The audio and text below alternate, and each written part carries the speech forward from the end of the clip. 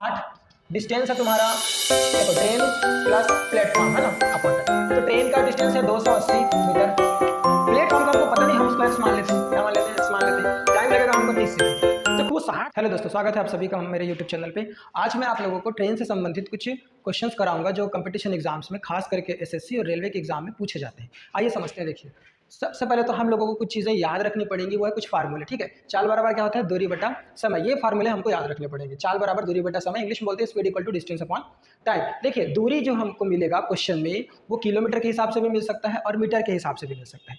इसी तरह टाइम जो हमको मिलेगा वो आवर में भी मिल सकता है और सेकेंड में भी मिल सकता है। तो देखिए, अगर हमको स्पीड निकालना हो और किलोमीटर प्रति, देखो दो तरीके से स्पीड होगा, किलोमीटर पर आवर के हिसाब से हो सकता है, और अगर मीटर और सेकंड दिया है तो मीटर पर सेकंड के हिसाब से स्पीड हमारा हो सकता है। क्वेश्चन हमको कैसे मिल सकता है, जैसे यहाँ पर एक क्वेश्चन देखिए, एक रेलगाड़ी 72 किलोमीटर पर आवर की चाल से चल रही है, मतलब इसमें जो स्पीड है वो किलोमीटर प्रति घंटा है। इसी तरह इसी क्वेश्चन को हम लोगों को मीटर प्रति सेकंड के तौर पे भी दे सकता है। तो दो तरह से जो है स्पीड दे सकता है, यानी कि चाल दे सकता है ट्रेन का।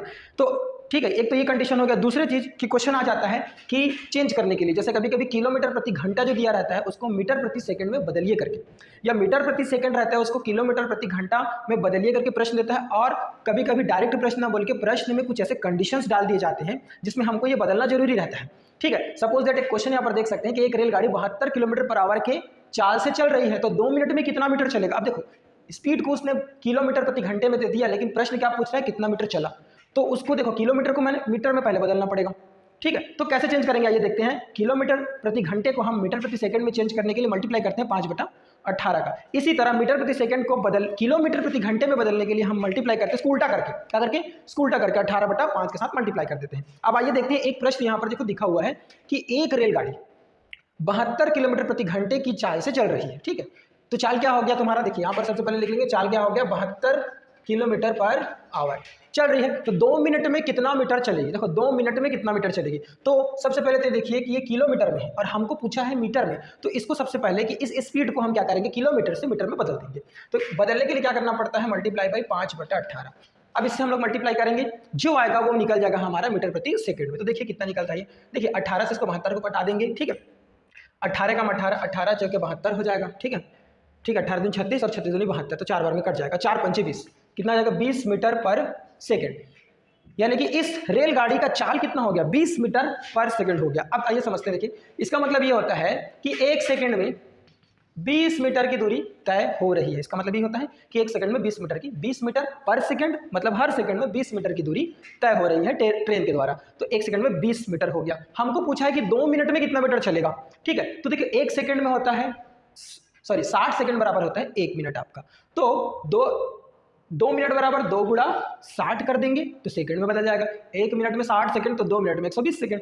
तो इसके साथ में क्या कर दूंगा, 120, 1 सेकंड में 20 मीटर चलता है, तो 120 सेकंड में कितना मीटर वो चलेगा। तो कुछ नहीं करेंगे, हम यहाँ से मल्टीप्लाई कर देंगे। ठीक है, तो 120 गुणा 20 कर देंगे तो हमारा आंसर निकल जाएगा। देखो 12 दूनी 24 हो गया, डबल जीरो लगा देंगे, इतना मीटर, ये कितने मीटर की दूरी कितने मिनट में चलेगा, 2 मिनट में 2400 मीटर की दूरी को तय करेगा। इसी को क्या पूछ सकता है पता है, इसी को किलोमीटर में भी पूछ सकते हैं कि 2 मिनट में कितना किलोमीटर चला करके। ठीक है, तो भी हमको बदलना पड़ेगा क्योंकि समय इसमें घंटे में है और यहाँ पर पूछा है मिनट, तो हम फिर इसको मिनट में से बदलेंगे ही मीटर पर सेकंड में। और यहाँ पर देखिए कि 2400 मीटर चला है, इसको किलोमीटर में बदल दो आखिरी में। तो देखो 2400 मीटर को हम किलोमीटर में बदलना है तो हम 1000 से क्या कर देंगे, डिवाइड कर देंगे। क्यों करते हैं, क्योंकि 1 किलोमीटर में 1000 मीटर होता है, तो 1000 मीटर के साथ डिवाइड करेंगे तो 1 2 3 संख्या बाद यहाँ पर पॉइंट लग जाएगा, तो 2.4 किलोमीटर। तो 2 मिनट में वो 2.4 किलोमीटर जो है ट्रेन चलेगा। ठीक है, इसी तरीके से एक प्रश्न और लिखा हुआ है, देखो कि 72 किलोमीटर पर आवर की चाल को मीटर पर सेकंड में बदलिए। ये तो आसान है।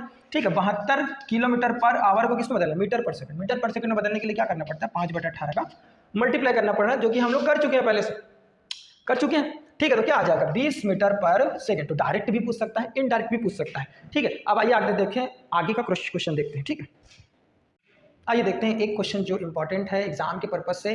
देखिए क्या है प्रश्न, 160 मीटर लंबी ट्रेन है, 120 मीटर लंबे प्लेटफॉर्म को 19 सेकंड में पार कर जाती है, तो ट्रेन का चाल बताइए बोल रहा है। ठीक है, ये मान लीजिए एक प्लेटफॉर्म है जो कि कितना लंबा है, 120 मीटर लंबा है, और ये ट्रेन है, ठीक है, जो कि 260 मीटर लंबा है। ये 260 मीटर लंबा ट्रेन 120 मीटर लंबे प्लेटफॉर्म को पार करने में लगाता है 19 सेकेंड। तो ट्रेन का चाल बताओ बोल रहे हैं, तो चलो भाई चाल बराबर क्या होता है बता दो। चाल बराबर होता है दूरी बटा समय। दूरी बटा समय होता है। दूरी कितना है, कितना दूरी तय कर रहा है ट्रेन, 120 मीटर। 120 मीटर प्लेटफॉर्म की लंबाई है ना, उसी दूरी को तो तय कर रहा है वो। साथ में हम इंक्लूड कर देंगे ट्रेन की लंबाई, क्योंकि ट्रेन खुद एक लंबा एक ऑब्जेक्ट है, ठीक है, पदार्थ सामान है, तो उसको भी क्या कर देंगे, इसमें इंक्लूड कर देंगे 120 को भी।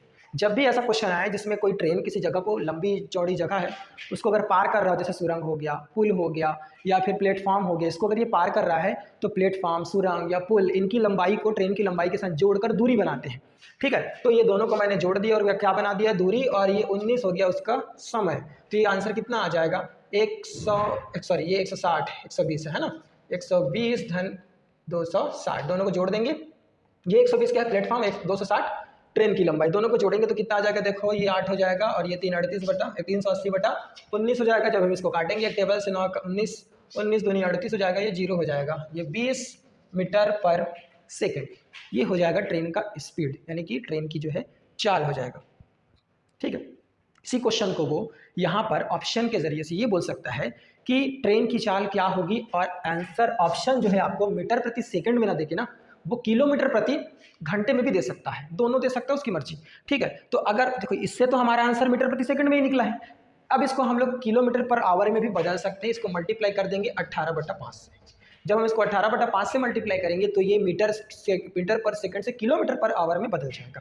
5 एकम 5, 5 चौक 20, 18 चौक कितना हो गया, 18 दूनी 36, 72 किलोमीटर पर आवर। ये इसका क्या हो जाएगा, किलोमीटर पर आवर में इसका स्पीड हो जाएगा, ठीक है।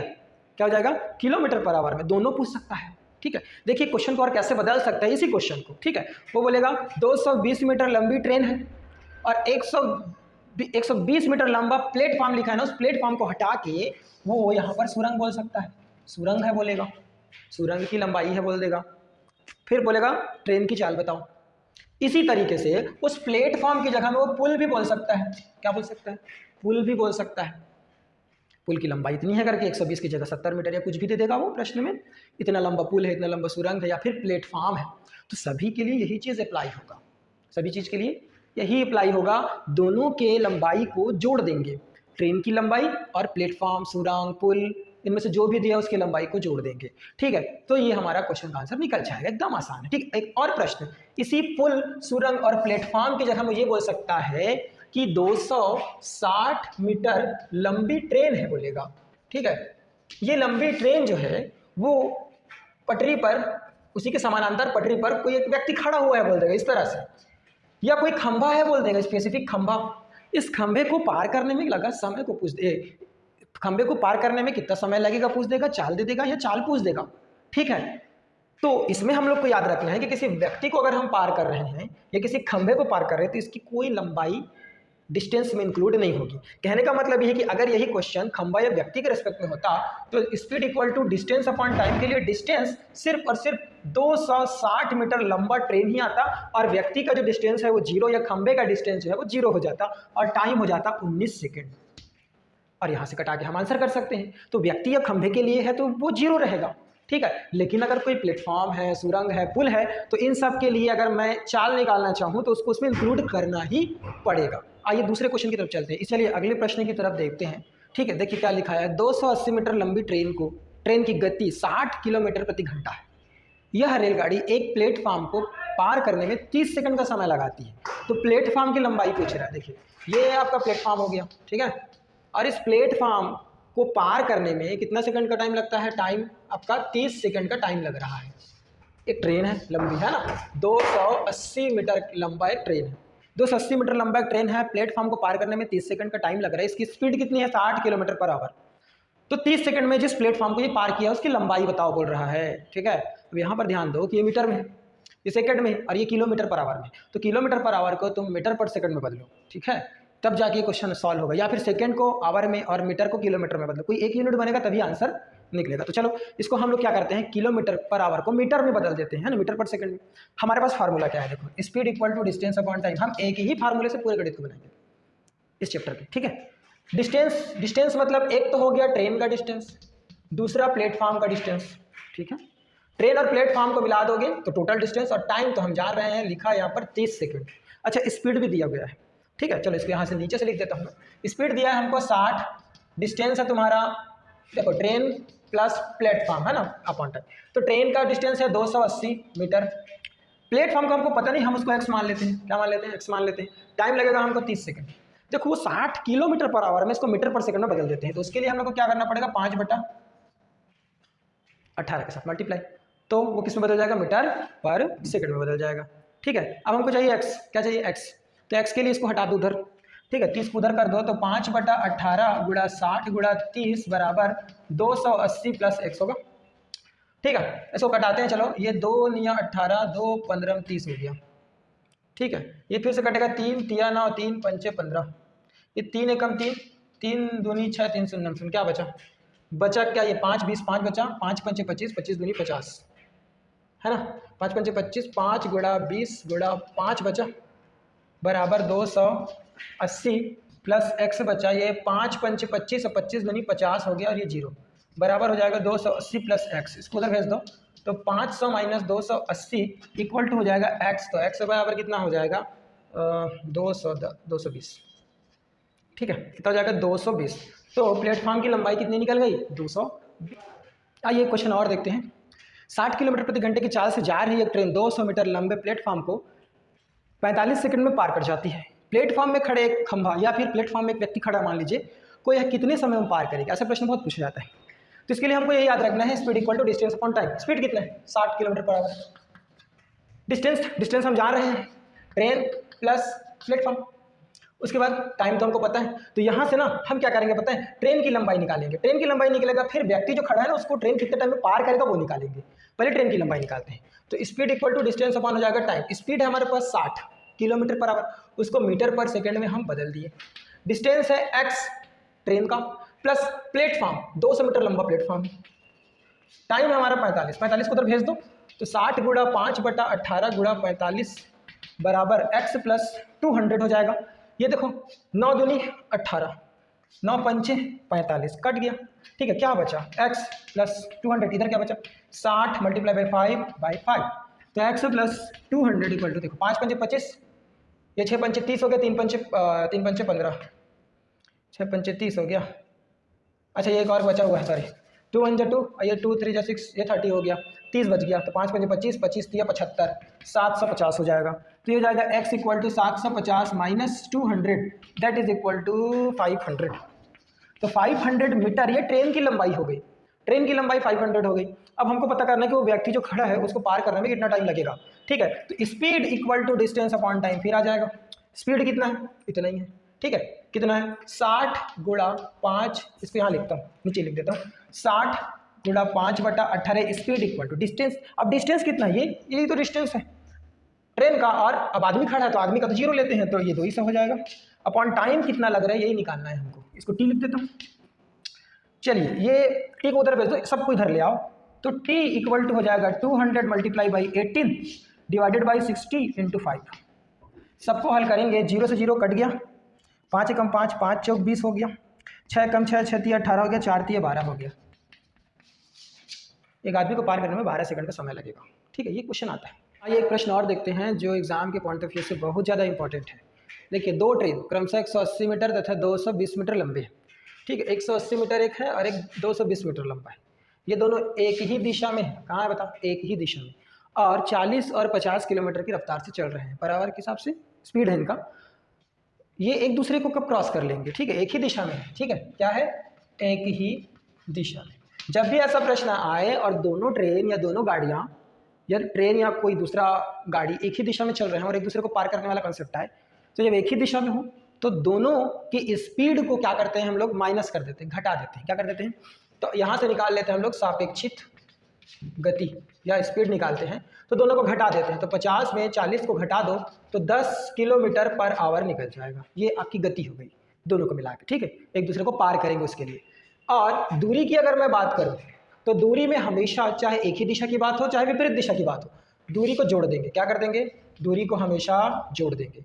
जोड़ेंगे तो कितना आ जाएगा, देखिए 2 और 1 3 और 1 4, 400 आ जाएगा।